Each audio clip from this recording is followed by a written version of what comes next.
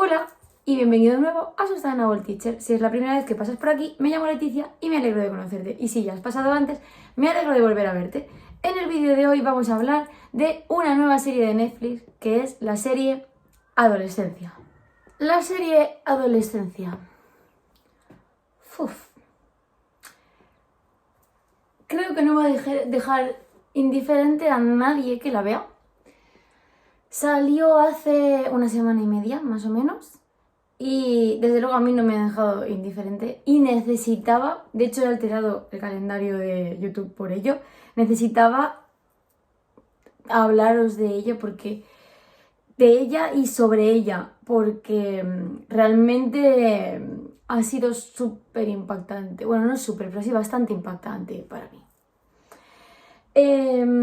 Para quien no le suene nada, vamos a empezar haciendo un pequeño resumen y luego me gustaría ir desglosando algunos temas que se tratan.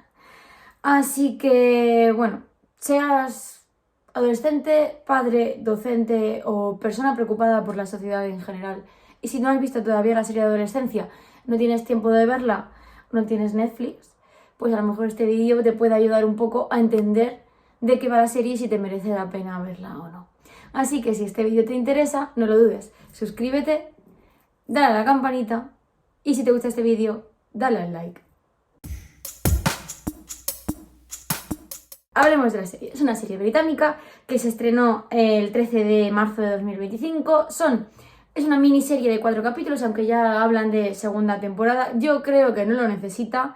Si lo hacen, será como por 13 razones, por sacar más dinero.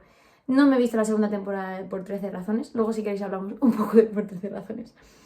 Pero creo que tal como está, es una obra perfecta. Son 4 capítulos de 60 minutos grabados en plano secuencia. ¿Qué capacidad tiene el director, o el equipo, ¿no?, que ha ideado esta serie? ¿Cómo tienen que haber trabajado ese storyboard para hacer toda la serie y contar una historia en plano secuencia? Que si no sabéis lo que es plano secuencia, es que la cámara empieza a grabar y nunca hay cortes entre secuencias, es todo un único plano, de principio a final. Claro, si quieres contar una historia con flashbacks y forwards y tal, el plano secuencia es fastidioso, para no decir otra cosa. Y de hecho hay un momento en el que al final del primer capítulo necesitan cambiar la localización sin que haya ningún personaje que vaya a esa localización, y la verdad es que juegan muy bien con el plano aéreo, porque bueno, entre el instituto y el parque donde ocurre el accidente supuesto, pues hay muy poco y entonces lo pueden hacer, pero es que fantástico el plano secuencia. Eso sí, puede ser igual de aburrido o igual de intenso, a partes iguales dependiendo del momento. Pero bueno, entonces son 4 capítulos de 1 hora grabados en plano secuencia y de 4 momentos diferentes. ¿De qué va la historia? La historia va de un niño adolescente de 13 años que supuestamente, no os voy a hacer spoilers, ¿vale?, ha matado a su compañera de clase. Y entonces los capítulos van el primero sobre la detención del niño, porque como presunto sospechoso, ¿vale? No tiene por qué ser, no os digo exactamente sí, no os cuento nada para que la veáis con la intriga si os apetece después de ver esta reseña. El segundo capítulo va de la investigación policial.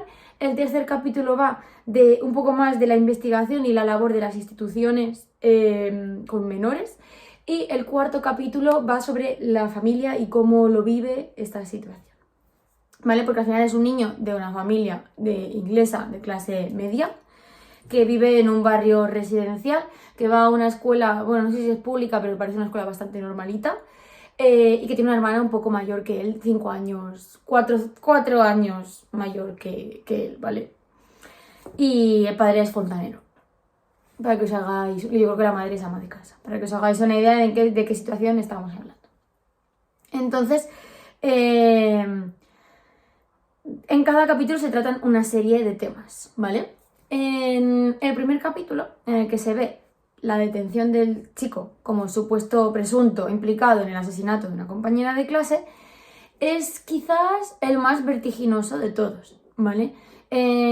Si bien hay algunos momentos en el que el plano secuencia incluso a mí se me hace lento, pero es el más rápido, el más dinámico, y además juega con los tiempos. ¿Cómo juega con los tiempos? Porque como que entran a la casa, son como las 6:30 de la mañana cuando entran a detener al pobre chaval, hasta las 7:10 que terminan en el interrogatorio primero en la comisaría.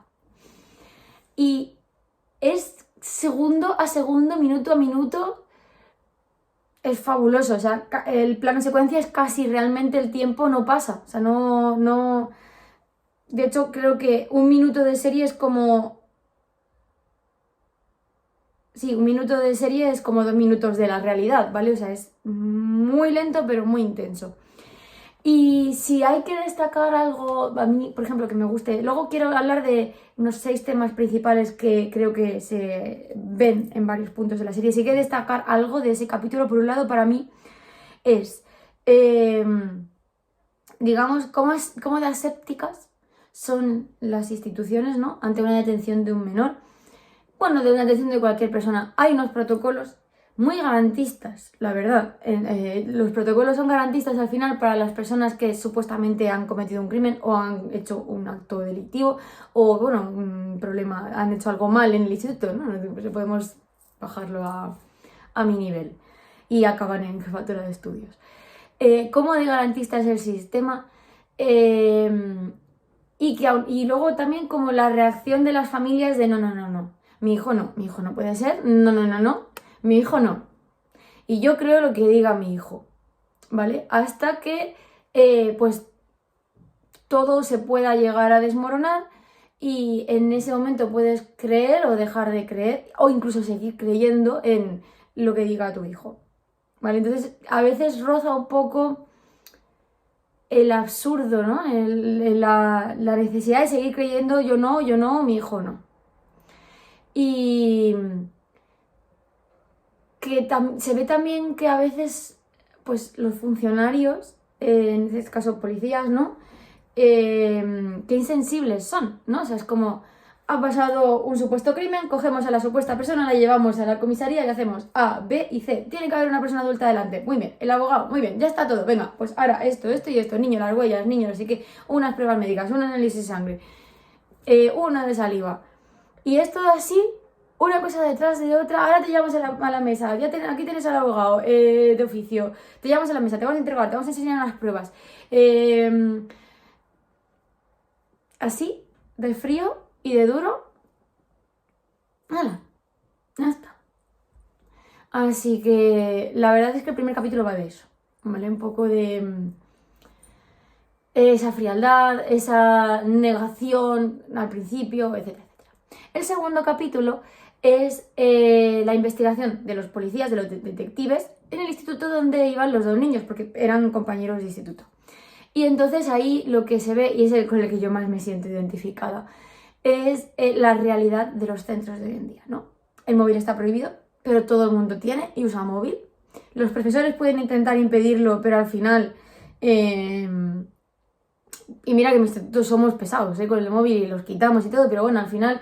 Tú dices, niño, dame el móvil, lo esconde el móvil y al segundo lo vuelve a sacar y a utilizar.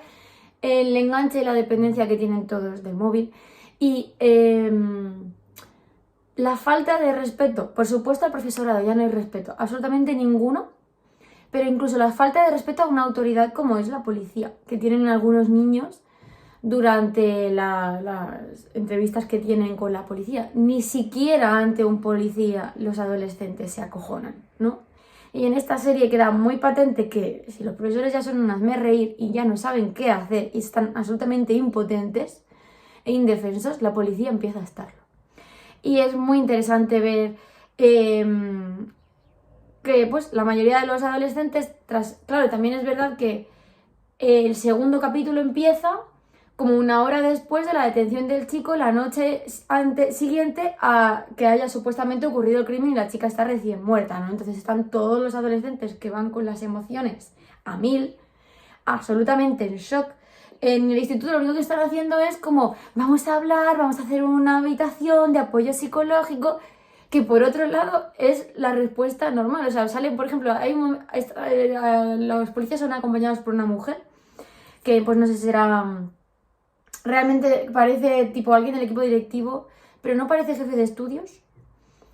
Puede ser que sea secretaría, no sé. Pero hay un momento en el que sí que parecen los que parece ser más el director del centro y la jefe de estudios principal del centro. Y el director está en plan de, bueno, ¿qué protocolo podemos hacer? ¿Estamos haciendo todo lo que podemos hacer? Nuestros papeles estamos como cubiertos, porque al final el director también tiene miedo de que acaben echándole la culpa a él como responsable por no haber detectado un bullying o lo que sea. Cuando realmente la responsabilidad no es exclusivamente suya, también a lo mejor es de las familias. Total, que entonces también se ve el hijo del policía, del policía principal, está en el instituto, le hacen bullying. Es que el padre ni se entera, porque ni siquiera tiene una relación fluida con su hijo. Y de hecho él le da la pista, porque habían estado mirando Instagram del supuesto chico y pues había fotos de mujeres y mayores en ropa interior y comentarios y tal, pero no estaban llegando a leer el fondo porque los adultos, nadie, o sea, ni los policías, ni los padres, ni los profesores, habían entendido qué querían decir con las palabras o los emojis que usaban los chavales en Instagram. Y si había una motivación, estaba ahí y no la estaban entendiendo. Entonces, eso es una realidad. Sí que hay padres que tienen un control parental de estos con un programa que cada mensaje que entra o sale del móvil del niño lo saben. Si es imagen, creo que no, o sea, hay como hasta limitaciones. Pero claro, a lo mejor dicen, no, yo le reviso a mi hijo el móvil periódicamente. Hay gente que encima te dice, no, es la intimidad de mi hijo, yo ni se lo reviso. Otra gente que te dice, es que no tengo ni idea de cómo va esto y no sé. Se le escapa a todo el mundo. Se le escapa a los padres, se le escapa a los profesores, se le escapa a las instituciones. Y obviamente ellos, como igual que ha ocurrido siempre, los estudiantes han intentado tener, los jóvenes, su propio mundo y universo en el que solo se entienden ellos. Pero antes era charlando, quedando, yendo a un sitio, y ahora está en las redes sociales. Y la magnitud que toman los problemas, la difusión de una foto de un desnudo, de un mensaje, de una foto de alguien ridícula, de un vídeo, la difusión no tiene fin con las redes sociales. Y los chavales no comprenden las implicaciones que tienen compartir cosas por redes sociales, lo grave que es. Es inabarcable. Y los niños aprenden y buscan las trampas mucho más rápido. Y entonces en el segundo capítulo va de todo esto y de cómo a los adultos se nos escapa todo. Fue con el que más me sentí identificada, evidentemente, pero bueno, la serie remueve, ¿vale? Si la veis. En el tercer capítulo es el momento de hablar de las instituciones y de qué herramientas tenemos para tratar a un niño que supuestamente ha cometido un crimen, ¿no? Entonces, pues está así una especie como de centro de menores, e iba una especie de psicólogo a hablar con ella y tal, y no puedo hablar mucho más sin hacer spoilers, ¿vale? En esta parte. Pero qué trabajo tan duro tienen las personas que trabajan en sitios así. Porque muchas veces los niños que hacen este tipo de cosas, a lo mejor detrás hay un problema de salud mental que subyace que nadie ha visto. No lo ha visto la familia, el niño por supuesto no se ha dado cuenta de que lo tiene. Y entonces por eso, por ejemplo, yo qué sé, los típicos hijos que matan a sus padres. No sé, el otro día fue un adulto, no fue un niño, pero creo que también salió noticia de que un tío ya mayor había apuñalado a su padre en la cabeza porque no le había dejado la Play o no sé qué historias, ¿no? Entonces, ahí no solo hay una falta de educación, una falta de límites, es que probablemente también hay un problema de salud mental, ¿no? Entonces, qué difícil es hablar de la salud mental. Qué difícil es hablar con una persona o con una familia que no es consciente de que puede haber un problema de salud mental. Y luego la salud mental tampoco lo justifica todo, ¿no? Entonces la verdad es que... Y luego también a ese capítulo hay un salto de 7 meses, ¿vale? Y al capítulo de la familia de 13 meses. También muestra como qué lentas van las instituciones, qué lenta va la justicia. Y en ese capítulo es donde más se tratan una serie de temas que quiero tratar ahora después, ¿vale? Y en el cuarto capítulo, el de la familia, es un punto de vista que no podía faltar. para mí era de justicia. Cómo viven las familias de niños que han sido acusados de cosas tan graves como puede ser un asesinato, pero puede ser también otro tipo de crímenes, ¿vale? Cómo viven las familias esa situación. La culpabilidad. Pasado el tiempo, estamos hablando de 13 meses después, ¿vale? La vergüenza del barrio, ¿no? Porque al final siguen viviendo en el mismo sitio y todo el mundo va a pensar, esos padres han criado un monstruo, qué negligentes, que no se han dado cuenta de lo que estaba pasando o que no se han dado cuenta de cómo era el niño realmente. Y entonces intentan llevar una vida normal, sobre todo porque tienen su hija que va a cumplir 18 años justo. Intentan seguir trabajando, intentan tirar para adelante. Obviamente todo el mundo tiene apoyo psicológico, en la serie también, ¿vale? Pero pues hay recaídas, hay días malos, la gente no tiene ningún tipo de miramiento ni de vergüenza y van por la calle y dicen, oye, que tú eres el padre del niño que... Estoy en vuestro lado, que lo sepáis, que os apoyo. Y tú dices... y eso no le sirve al padre, al revés, le hunde más, ¿no?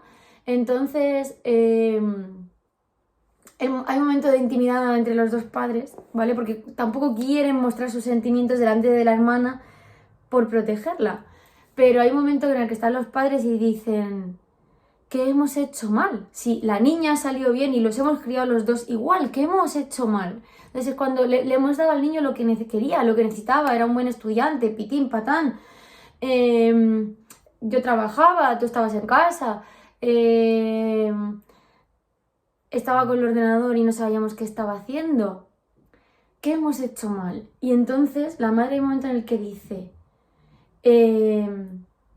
que si al final, aunque no os voy a desvelar si el crimen o no, pero hay un momento en el que simplemente por el hecho de ser sospechoso y estar encerrado hasta que se resuelva el juicio y ahí se vean las pruebas y se decida si sí es o si no es asesinato o homicidio o lo que fuera, la madre dice, a lo mejor tenemos que empezar a aceptar que sí que hemos hecho algo mal y ya no tiene remedio. Uf, madre mía.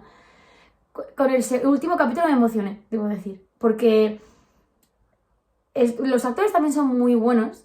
El niño es un actorazo, va a ser un actorazo, por favor, que no cabe como Macaulay Culkin o las gemelas Olsen, por favor.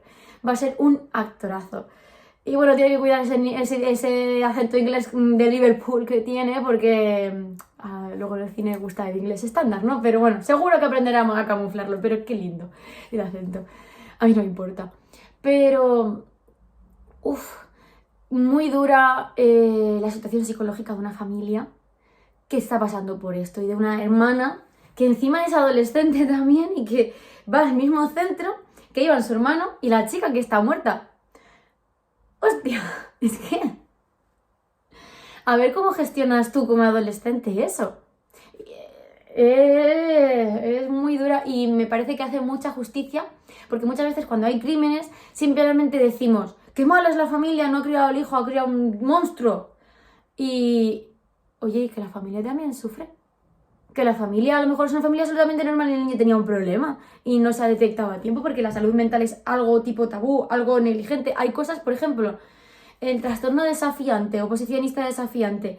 Hay gente que puede decir, no, es que es muy rebelde. Y cuando el trastorno da la cara de verdad, ya no hay vuelta atrás. El niño ya tiene dependencias de sustancias, es violento. Cuando ya dices, esto ya no es normal, ya no es rebeldía adolescente, es algo más, a lo mejor es tarde para empezar a tratar ese trastorno obsesionista desafiante, ¿no? La gente no tiene formación en nada, los padres tampoco, y con el mundo digital menos. Se escapa todo, se escapa. Y la serie la verdad es que es bastante descorazonadora al final, ¿no? Porque, bueno...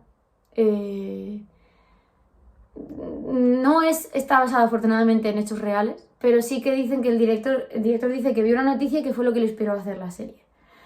Y de verdad que seáis el estamento de la sociedad que seáis. Os recomiendo que la veáis porque está muy bien hecha a todos los sentidos. A nivel de historia, a nivel técnico, a todos.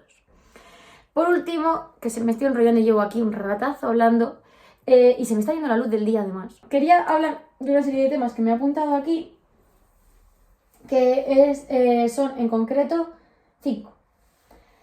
¿5?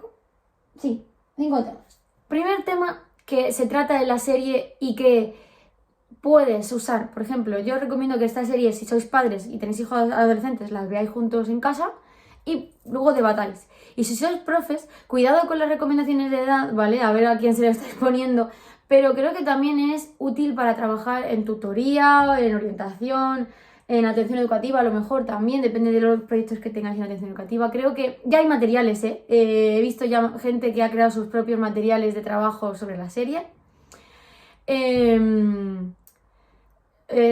unos que vi en Instagram, si los encuentro los dejo en la cajita, ¿vale? Porque me gustaron. De reflexión, tipo, sobre después de ver los capítulos. Primer tema que se trata, que lo tengo aquí apuntado.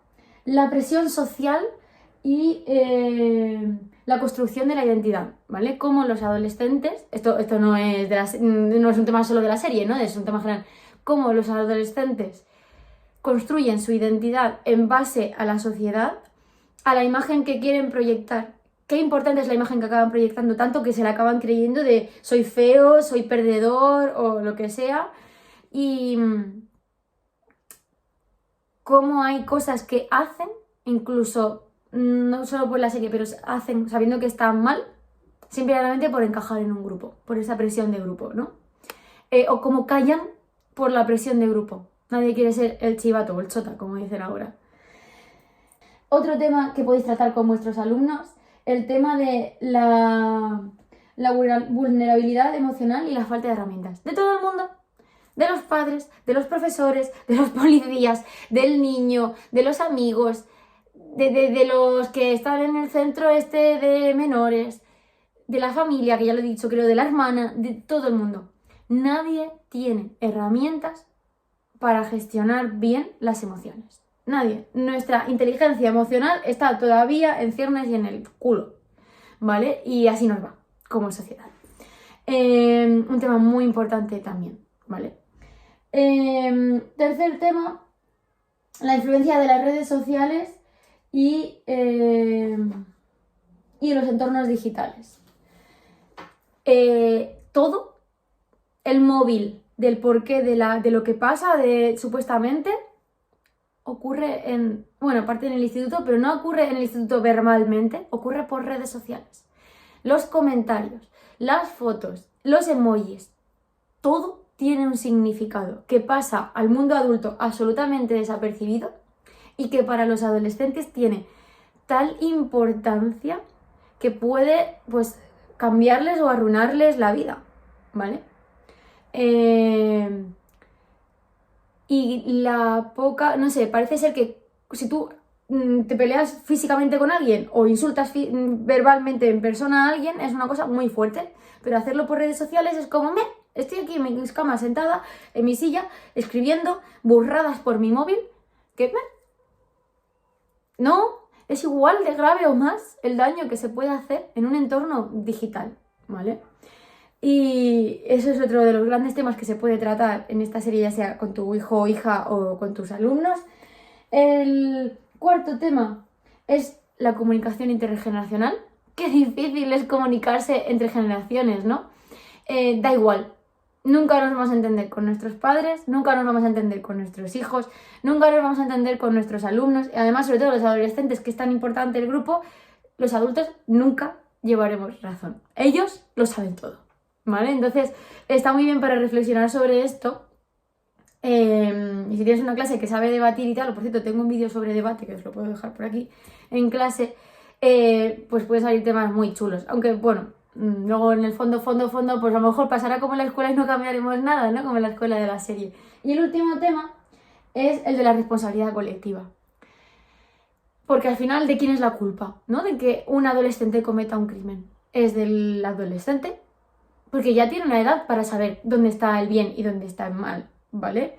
¿Tiene culpa la otra persona si ha provocado la reacción, no sé, por ejemplo, vi una serie de los creadores de Fleabag, que esa es de Prime Video, que estaba en Filming, la serie, que digo, ay, no me acuerdo cómo, volver a vivir, volver a nacer, y iba de una mujer que con 18 años, sin querer, hace un homicidio imprudente a su mejor amiga, la tira por un acantilado, ¿vale? Porque en una pelea hay un forcejeo, ella se empuja para protegerse y la chica se va por el acantilado de la playa, también en Inglaterra, por cierto, pero en el sur. Y con 18 años acaba 18 años en la cárcel y sale con 36 años de la cárcel, ¿vale? La verdad es que la serie no tiene desperdicio, Fleabag tampoco, pero no tiene nada que ver con los adolescentes, ¿eh? Y al final la chica ha perdido toda su juventud y adultez temprana y además va a ser rechazada siempre por el pueblo, ¿vale? Entonces, esa chica que estaba ahí, no tenía ningún, fue un accidente, ¿vale? En aquel caso, que estaba ahí en el acantilado, sí que habían bebido. ¿De quién es la responsabilidad de que estuvieran bebiendo? De que haberles enseñado a beber con responsabilidad, de no estar jugando o peleándose en un acantilado. ¿Qué responsabilidad tenía cada una de las chicas en la pelea? ¿Qué responsabilidad tenían los padres? Porque en aquel momento, spoiler, sí que había una responsabilidad de los padres en aquella serie. Entonces, ¿de quién es la culpa? ¿No? ¿Es de todos? ¿Es de nadie? ¿Es del niño? Que ya tendría que saber lo que está haciendo. ¿Es de los padres que no se han dado cuenta de lo que estaba pasando? ¿De los padres de quién? ¿De los padres de la chica? Porque la chica tampoco es en el fondo una santita, ¿no? De los padres de otros niños del instituto que también tuvieron que ver en que estos dos niños acabaran como acabaron. De los profesores que no se han dado cuenta de nada. Pues eso, está todo saturado, todo el mundo, hasta los padres están saturados, los colegios están saturados, las instituciones están saturadas, los servicios de salud y sobre todo salud mental están saturados. ¿De quién es la responsabilidad de vigilar hasta el último milímetro lo que pasa en un niño para saber si está bien o está mal, ¿no? Entonces, bueno, la responsabilidad colectiva, un gran temazo. Así que, nada, creo que esos son los 5 grandes temas que se pueden tratar en la serie. Si hago una clasificación, a ver que vea yo, la preocupación, la presión social y la construcción, sobre todo se pueden ver bien en el segundo y en el tercero. La vulnerabilidad emocional y las faltas de herramientas.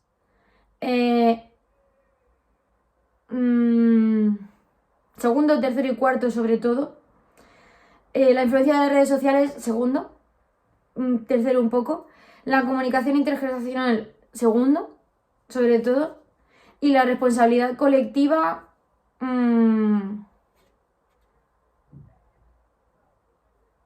primero, segundo y cuarto, diría yo, ¿vale? Si queréis, no podéis dedicar 4 horas a ver todos los capítulos con vuestros alumnos, pues ahí tenéis un poco, lo pondré aquí escrito, ¿vale? También un poco a qué capítulo tirar más, ¿vale?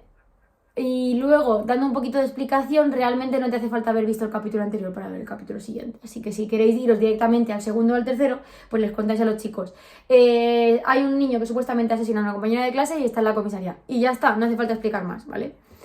Y nada más. Siento que el vídeo se me ha quedado como el doble de largo de lo que yo quería, pero es que me ha encantado la serie, me ha encantado, ¿vale? Merece muchísimo la pena. Vedla, vedla y vedla. Así lo digo. Y verla, también verla. Las dos, con D y con R. Las dos, así, de lo que me gusta la serie.